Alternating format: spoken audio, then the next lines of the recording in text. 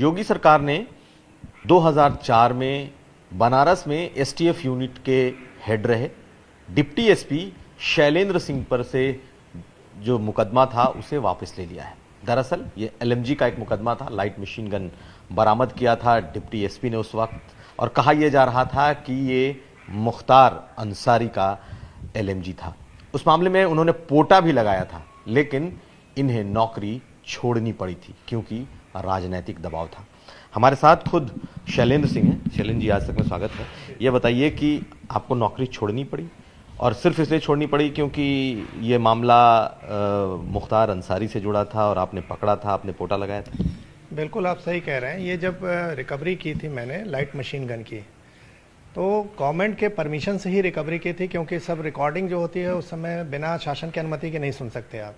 तो शासन की अनुमति से ये सुना जा रहा था, और उसके बाद जब रिकवरी हुई तो सबने मुझे बधाई दी, लेकिन तब तक लोगों को मालूम नहीं था कि ये पोटा लगा हुआ है, क्योंकि सिंपल आर्म्स एक्ट में रिकवरी इन लोग समझ रहे थे जिसमें कि जिसके पास रिकवर होता है वो दोषी होता है। तो मुख्तार बच रहे थे, लेकिन पोटा एग्जिस्ट करता था। तो शाम को जब इन लोग को पता चला, शासन सरकार को और शासन में बैठे लोगों को, कि पोटा लग गया है और पोटा लगने में जो बात करता है वो भी दोषी हो जाता है, तो मुख्तार इस दोषी हो जा रहे थे।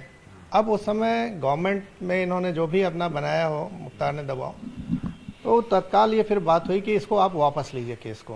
तो हमने कहा सर एफआईआर दर्ज हो गई, वापस कोई कैसे ले सकता है? तो फिर बात करके वापस फिर लोग कहे कि नहीं ठीक है आप नहीं ले सकते हैं, लेकिन अब इसका नाम मत लीजिए। अब जब आपके पास आई हो दूसरा इसका इन्वेस्टिगेशन करेगा तो नाम मत लीजिए मुख्तार का। तो हमने कहा साहब मैं वादी बन के उसका नाम लिखाया हूँ, एफआईआर में दर्ज है, अब मैं अपने ही बयान से पलट जाऊँगा तो ये संभव नहीं है। तो उसके बाद फिर तमाम बातें हुई। एसटीएफ का है वहाँ क्लोज कर दिया गया, मुझे बना यहाँ लखनऊ बुला लिया गया, तमाम तरह से प्रताड़ित करने लगे लोग। अधिकारी भी कहने लगे आपसे बहुत नाराज़ हैं, मुलायम सिंह मुख्यमंत्री थे। तो मैंने कहा ठीक है आप नंबर दे दीजिए, मैं बात कर लूँ, अगर वो बात करना चाहें तो मैं एक्सप्लेन कर दूँ चीज़ों को, कोई भी अधिकारी इसको वापस नहीं ले सकता। तो क्या नहीं आपका नाम लेते हुए चढ़ जा रहे हैं, आपको ज़रूरत नहीं है बात करने की। तो हमने कहा ठीक है आप लोग जैसा हो समझिए।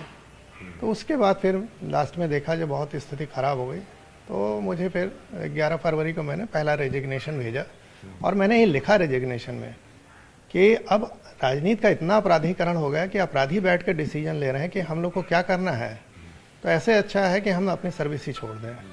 तो उस पर फिर मैंने रेजिग्नेशन भेजा था। तो पहला दूसरा रेजिग्नेशन क्यों देना? पहला इसलिए कि मुलायम सिंह तत्काल ये कहने लगे कि ये जानबूझ के कंडीशनल रेजिग्नेशन लिखा है कि राजनीति का अपराधीकरण हो गया, जिससे ये स्वीकार ना हो। तो और ये हाईलाइट होने के लिए सब करना चाहता है, नेतागिरी कर रहा है। तो हमने कहा देखिए मैं अब आप लोग के साथ इस तरह की अगर सरकारें चल रही हैं तो हमें काम ही नहीं करना है। फिर मैंने दूसरा रेजिग्नेशन 10 दिन बाद भेज दिया कि आप जैसे चाहो एक्सेप्ट कर लो, लेकिन अब आप लोगों के साथ मुझे काम नहीं करना है। इस तरह से। लेकिन ये बताइए कि मुख्तार अंसारी का एलएमजी में क्या सीधा कनेक्शन था? जब आपको घटनाएं क्या होगी, लखनऊ में कैंट थाने में ही कृष्णानंद तब जीवित थे और मुख्तार के बीच में क्रॉस फायरिंग हुई थी। ये 2003 की ही बात है। और उसके बाद हम लोगों को बोला गया कि आप लोग इन दोनों पर वॉच करिए, वरना कोई बहुत बड़ा हादसा हो जाएगा। और वॉच करने के दौरान ही इन लोगों को मैंने पकड़ा, और उस पूरे रिकॉर्डिंग में मुख्तार अपने आदमी के थ्रू, सेना के भगोड़ा जो था बाबूलाल यादव जिसने लाइट मशीन गन चुरा के भगा था, उससे बात कर रहा था, और 1 करोड़ में सौदा लगभग इन लोग का पक्का हो गया था।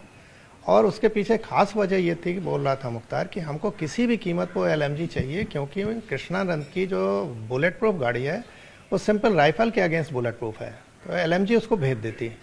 तो ये गाड़ी, ये एलएमजी हमको ज़रूर चाहिए, क्योंकि उस गाड़ी को भेज देगी और उसमें हम कृष्णानंद को मार देंगे। और ये सब रिकॉर्डिंग में है चीज़ें। तो पूरा उसमें केस डायरी में भी फिर लिखा गया है इसको।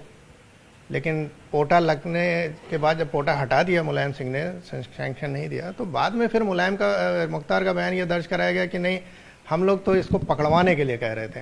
तो मैंने पूछा भाई पकड़वाने के लिए कोई इस तरह की बातें करता है? वो तो सिंपल पूरा सीधे सीधे मांग रहा था कि हमको किसी कीमत पर चाहिए, हमें मारना है इनको। ये सब दर्ज है उसमें, आप बोलने का टोन देख लीजिए, लहजा देख लीजिए, कंटेंट देख लीजिए। खैर गवर्नमेंट थी, नहीं दिया अपना पोटा तो वापस करके, और सिंपल आर्म्स एक्ट दिखा दिया, उसमें मुख्तार बच गए।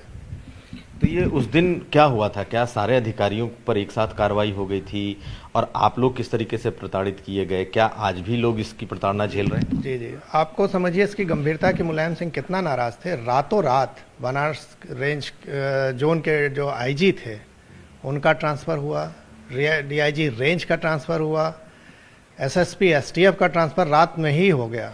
25/26 की रात मैंने पकड़ा और 26 को शाम तक ये हाईलाइट हुआ और 26/27 की रात में इन लोगों को रात में ही हटा दिया गया।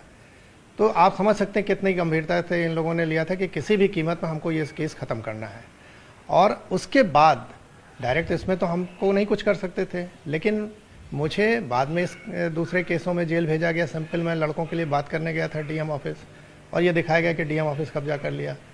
यहाँ तक कि जो अजय चतुर्वेदी मेरा इंस्पेक्टर था उसको मैंने भेजा था कि इसको दर्ज कराओ वादी के रूप में मेरा, उसको जांच उस समय बैठाए थे और अभी तक जांच चल रही थी। जब रिटायर हो गया तो अभी 10 दिन पहले उसके खिलाफ एफआईआर दर्ज हुई। ये माननीय योगी जी से मैं पंती जी से अपील करूंगा कि देखा जाए कि इस तरह के अधिकारी अभी भी बैठे हैं जिनकी मानसिकता एक पार्टी के एजेंट के रूप में काम करने की है और अभी तक हम लोगों को परेशान किया तो जा रहा है। क्या आपकी टीम के सदस्य पर इस सरकार में भी जांच बैठाई गई है या इस सरकार में भी उन पर कार्रवाई की गई? जांच इस सरकार में नहीं बैठाई गई, पुराना केस खोल के, और वो अधिकारी उस मानसिकता के उन लोगों के पार्टी वाले हैं।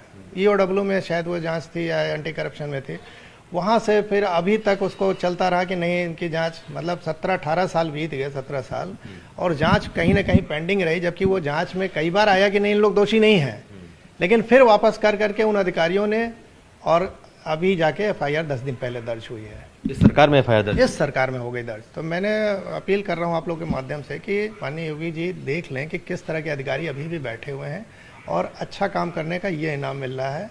वो अधिकारी बहुत परेशान है, कह रहा है साहब मैं रिटायर हो गया हूँ, मैं तो किसी को जानता भी नहीं, अब मैं चलूँ गिरफ्तारी दूँ, जेल काटूँ इस उम्र में, जबकि अच्छा कार्य मैंने किया। तो ये बताइए कि आपके साथ ये जो जितनी प्रताड़ना हुई, क्या इस वजह से आपने नौकरी छोड़ दी? आप उसको नहीं लड़ पाए, सिस्टम से आप नहीं लड़ पाए, पॉलिटिकल जो व्यवस्था थी उससे आप नहीं लड़ पाए? बिल्कुल आप सही कह रहे हैं। देखिए सिस्टम से एक अकेला अधिकारी नहीं लड़ सकता है। मेरे सूत्रों ने मुझे बताया कि इतना इन लोगों ने प्लानिंग की है कि आपको ये कहीं ऐसी जगह ट्रांसफ़र करेंगे, बॉर्डर पुलिस में खासकर बात आ रही थी, जहां आपका गनर ही उनका आदमी रहेगा और मारेगा क्रॉस फायरिंग में। तो इन लोग इस लेवल तक जा सकते थे। और सही बात है, आप एक अधिकारी हैं तो आपको कहीं ट्रांसफ़र करके कहीं भेज दिया जाएगा, आप मजबूर हैं जाने के लिए। तो इन लोग किसी भी तरह से चाहते हैं, मतलब मैंने कहा ना कि उस समय लिखा था अपने रेजिग्नेशन में कि राजनीति का अपराधीकरण इतना हो गया कि अब अपराधी बैठ के डिसीजन ले रहे हैं और ये तो खाली मुहर लगा रहे हैं नेता लोग। तो ऐसे समय में कोई भी कैसे ईमानदारी से काम करेगा?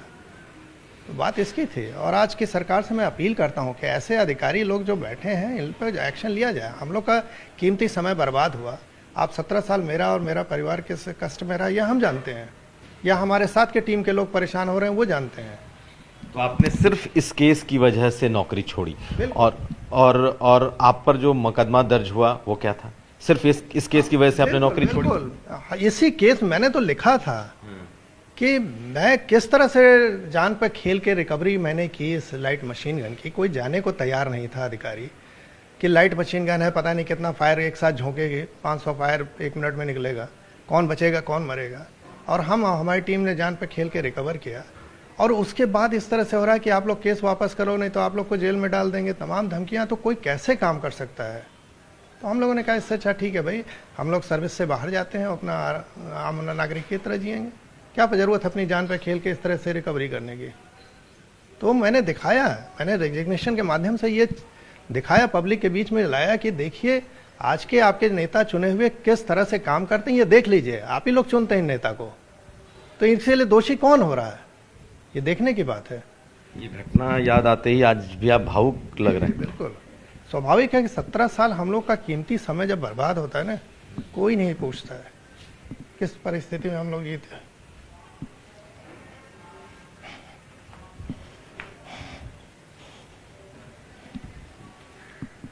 नौकरी छोड़ने का दर्द? नौकरी छोड़ने का नहीं दर्द, लेकिन कैसी परिस्थिति हम लोग जीते हैं, परिवार हम लोग जानते हैं किस तरह से जान बची हम लोग की।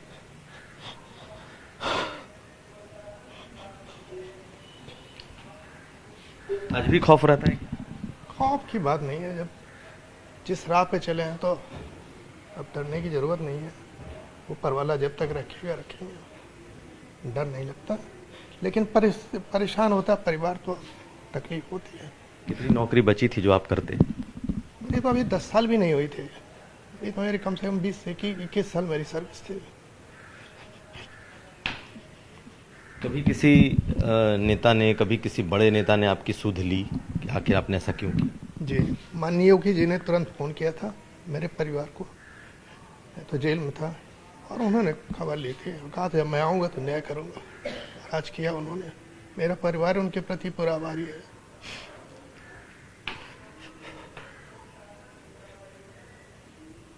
लेकिन किसी के साथ ऐसा ना हो, ये सरकार से मैं अनुरोध करूँगा। और मैं, मेरी टीम जो थी उस समय, उसके खिलाफ जो हो रहा है उसको देखिए, क्योंकि बहुत परेशानी होती है कोर्ट कचहरी दौड़ने। मैं आज तक, आप सोचिए, मेरे इतने पंगे थे। मेरे पास इस मुकदमे की वजह से आर्म्स लाइसेंस नहीं मैं बनवा सका, मेरे पास पासपोर्ट नहीं कि मैं कहीं जा सकूं। किस परिस्थिति में आप इतने बड़े बड़े पंगे लेके अकेले घूम रहे हैं बिना सुरक्षा के? कोई सुरक्षा नहीं आप देखते हैं। और दर्द इस बात का भी रहा होगा कि आप पूरी नौकरी नहीं कर पाए, जिसके लिए आप... सही है भाई, परिवार कोई भी जब सर्विस में आता, अच्छी खासी सर्विस में, तो वो चाहता है कि हम ठीक से काम करें। एक परिवार भी रहता है, अच्छी नौकरी थी +1 की, तो एक दर्द तो रहता ही है। लेकिन ठीक है, अब काम करना है, रहना है, जो भी हो अपनी था तकदीर में। लेकिन ये दर्द रहता है। मुझे याद है माननीय मोदी जी से मेरे मुलाकात 2013 में हुई थी। योगी जी के बाद पहले ये नेता थे जिन्होंने मुझसे पूछा कि शैलेंद्र तुम परिवार कैसे पालते हो। ये तब मुख्यमंत्री थे गुजरात के। अच्छा, तब आप मुख्यमंत्री गुजरात नरेंद्र मोदी से मिले थे? और हमने एक जो PIL किया था उसके संदर्भ में मिले थे, ई-गवर्नेंस पे था। तो पहला ये, मतलब योगी जी के बाद ये थे जिन्होंने पूछा कि शैलेंद्र तुम परिवार कैसे चलाते हो। और हम लोग बहुत उस समय परेशान हुए, तो इन्होंने कहा तुम मेरे साथ आओ। और 2013 से फिर इनके साथ मैं काम करने लगा। इनका वार रूम मैंने हेड किया बनारस में, मीडिया में भी आया। फिर इन्हीं लोगों ने मुझे किसान पे लगाया काम करने के लिए, और आज मैं किसानों के लिए काम कर रहा हूँ। और जितना बुल पावर पे एनर्जी और तमाम चीज़ों पे काम कर रहा हूँ। आज जब आपके ऊपर से केस हटाया गया है तो आपको थोड़ी संतुष्टि लगती है? आप बहुत राहत है। सबसे बड़ी राहत यह है कि मैं अब कहीं फ्रीली जा सकता हूँ, वरना कहीं भी आपको जाना हो तो पहले केस लगा हुआ है। आपको कुछ भी गवर्नमेंट से चाहिए तो पहले पुलिस वेरिफिकेशन रही है। पुलिस वेरिफिकेशन में सामने केस आता था कि आप पे केस है। अब ये नहीं कोई देखता कि केस किस लिए लगा है, लेकिन वो चीज़ें नहीं होती थी वेरीफाई। अच्छा, एक सवाल ये बताइए कि आपने मुलायम सिंह का नाम लिया, तत्कालीन मुख्यमंत्री थे। मुख्तार इसमें जिनके लिए, जिनको आपने पकड़ा था, पोटा लगाया था, तो ये जो बाहुबली मुख्तार, माफिया मुख्तार, इस तरह के जो टर्म कॉइन किए गए, और जो पॉलिटिकल नेक्सस था, ये आपको बिल्कुल नेकेड दिखाई दिया? एकदम नेकेड भाई। सीधे सीधे वो बोलते थे।